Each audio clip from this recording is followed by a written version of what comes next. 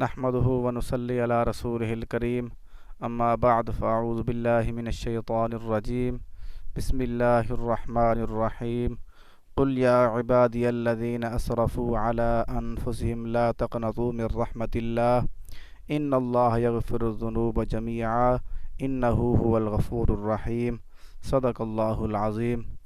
آج میرا موضوع ہے امید کیا ہے، امید رکھنے کے فائدے کیا ہیں، نا امیدی کے نقصان کیا ہیں اور کس سے امید رکھنی چاہیے۔ سب سے پہلی بات یہ ہے کہ کیونکہ ہم بہت زیادہ نا امید، بہت زیادہ پریشانیوں میں مبتلا ہوتے ہیں کافی دفعہ، آج یہ میرا موضوع اتنا اہم ہے، بہت ہی اہم بات ہے، کیونکہ ہمیں امید کس سے لگانی چاہیے اور امید کے فائدے کیا ہیں۔ کیونکہ سب سے پہلے یہ جاننا ہوگا امید کا مطلب کیا ہے۔ امید کا مطلب بنتا ہے آرزو، توقع، آس۔ اس کا سادہ مطلب یہ ہے کسی سے مدد کی طلب رکھنا، ہمیں اس سے امید رکھنی چاہیے جو ہماری مدد کر سکتا ہو۔ ہماری مدد صرف اللہ تعالیٰ کر سکتا ہے۔ ہماری امیدیں کچھ لوگوں سے ایسے ہوتی ہیں جو کسی چیز کو جانتے نہیں، کسی چیز کا حق نہیں رکھتے یا کسی چیز کا اختیار بھی نہیں رکھتے۔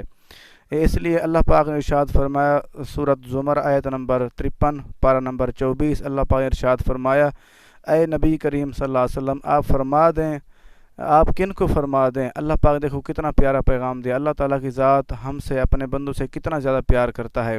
اللہ پاک فرمایا، اے نبی کریم صلی اللہ علیہ وسلم آپ فرما دیں میرے بندوں کو، آپ کیا فرمائیں، اے میرے وہ بندو جنہوں نے اپنی جانوں پر زیادتی کی ہے، اللہ تعالیٰ کی رحمت سے نا امید نہ ہونا، بے شک اللہ تعالیٰ سب گناہ بخش دیتا ہے، بے شک وہی بخشنے والا مہربان ہے۔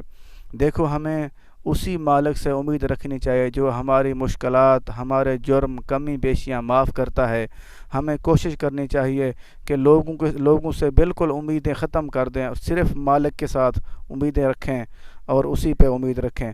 اور آگے یہ بتانا چاہوں گا کہ امید نہ رکھنے کے نقصان کیا ہوتے ہیں۔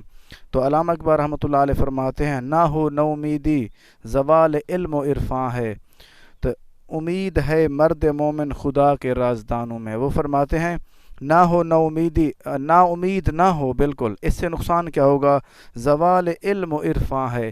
ایک تو علم کا بھی زوال ہوتا ہے، علم کی بھی کمی آ جاتی ہے، اور عرفاں ہوتا ہے، عرفان کی بھی، سمجھداری کی بھی کمی ہو جاتی ہے، اللہ تعالیٰ کی ذات کا قرب سے ہم دور ہو جاتے ہیں، اور یہ سمجھداری، چیزوں کی سمجھ آنا، یہ بھی ہم سے دور ہو جاتی ہے۔ وہ فرماتے ہیں امید ہے مرد مومن خدا کے رازدانوں میں۔ اگر ہم اللہ تعالیٰ کی ذات پہ امید رکھیں گے تو اللہ تعالیٰ کے رازدانوں میں سے راز ہے، جو بندہ اللہ تعالیٰ کی ذات کے ساتھ امید رکھے گا اس کو اللہ تعالیٰ اس کی مدد کرے گا ہر وقت، اور اس کی ہر حساب میں رہنمائی فرمائے گا۔ اور پھر فرماتے ہیں اگر کسی مسائل میں، کسی جگہ پہ ہمیں کوئی مشکلات آ جائے، کوئی پریشانی آ جائے تو ہم پریشان ہو جاتے ہیں، ہم نا امید ہو جاتے ہیں۔ علامہ اقبال رحمۃ اللہ علیہ فرماتے ہیں، نہیں ہے نا امید اقبال اپنے کشت ویراں سے، ذرا نم ہو تو یہ مٹی بڑی زرخیز ہے ساکی۔ وہ فرماتے ہیں اگر کوئی ہمیں مشکلات، کوئی پریشانی آ جائے تو وہ نہیں ہے نا، وہ فرماتے ہیں کہ امید نہیں، نا امید نہیں ہے اقبال اپنے کشت ویراں سے۔ کشت کہتے ہیں کھیتی باڑی کو، کوئی بھی نقصان ہو سکتا ہے اس کو بھی کشت کہہ سکتے ہیں۔ کوئی بھی مسائل آ جائے، کسی قسم کی پریشانی آ جائے، ہمیں نا امید نہیں ہونا چاہیے، کیونکہ ذرا نم ہو، ہمیں تھوڑا سا غور کر لینا چاہیے، تھوڑا سا نم ہو جائیں، تھوڑا سا اللہ سے دعا مانگ لیں، اس سے معافی طلب کریں، تو یہ بڑی زرخیز، یہ سب کچھ دوبارہ ٹھیک ہو سکتا ہے، دوبارہ بحال ہو سکتا ہے۔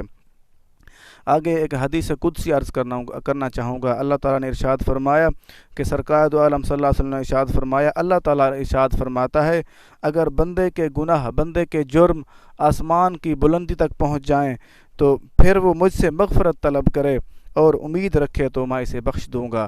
دیکھو کتنا پیارا اللہ پاک نے فرمایا کہ اگر کوئی بندے کے جرم، ایک روایت میں اور بھی آتا ہے، اگر یہ جو زمین و آسمان کے درمیان خلا ہے، اگر یہ پر ہو جائے کسی کے جرم سے تو اللہ تعالیٰ سے مغفرت مانگے تو اللہ تعالیٰ بخشش فرماتا ہے، کیونکہ اللہ پاک نے پہلے فرما دیا کیونکہ میں ہی بخشنے والا ہوں اور میں بھی آپ کی غلطیاں، کمی بیشیاں معاف کروں گا۔ یہ سنائے ترمذی شریف کتاب الدعوت حدیث نمبر